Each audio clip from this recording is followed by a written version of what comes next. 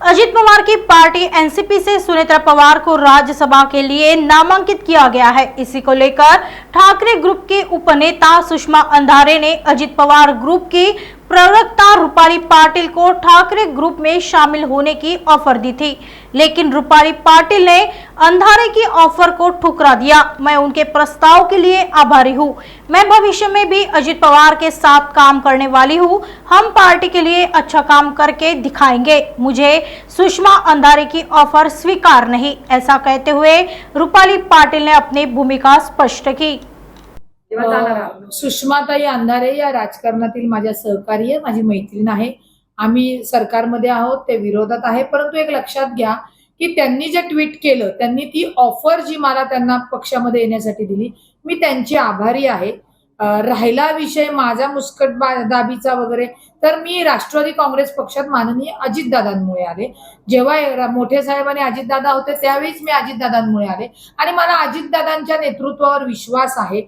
त्यामुळे सध्या तरी मी सुषमाताईंना म्हणेल की राजकारणामध्ये काम करणाऱ्या महिलांना तुम्ही जी काही आता ऑफर दिली आहे, तर ही एक चांगली महिलांच्या दृष्टीने नांदी आहे। मी तुमची आभारी आहे, पण ताई मी माझ्या नेता ज्या संघर्षातनं आता उभा राहतोय त्यांच्या सोबत राहणं हे माझं काम आहे आणि त्याच्यामुळे अजितदादा काम करणाऱ्या नेतृत्वाला माझ्यासारख्या अनेक महिला राष्ट्रवादी काँग्रेस पक्षामध्ये अजितदादांकडे आहेत, ते त्यांना नक्कीच न्याय देतील याची मला खात्री वाटते। म्हणजे मला विश्वास आहे की त्या आम्हाला दादा त्या गोष्टीचे न्याय देतीलच म्हणून। एक लक्षात घ्या की सुषमाताई ज्या बोलल्या त्या पहिल्या राष्ट्रवादी काँग्रेस पक्षामध्ये होत्या, त्यांना ह्या सगळ्या गोष्टी काही माहिती असतील, त्या अनुषंगाने त्या बोलल्या असतील। त्या कुठल्या अनुषंगाने बोलल्यात मला माहित नाही, परंतु त्यांनी माझ्यासारख्या कार्यकर्तीला जी काही ऑफर दिली मी त्याच्याबद्दल त्यांची आभारी आहे।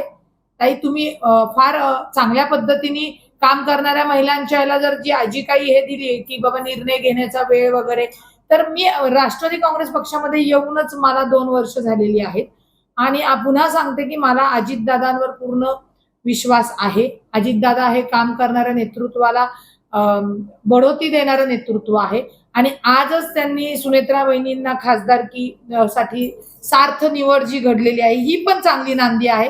त्यामुळे येणाऱ्या काळामध्ये माननीय अजितदादांच्या नेतृत्वाखाली आमची दमदार कामगिरी नक्कीच चालेल। नागपुर समय, गली से दिल्ली तक।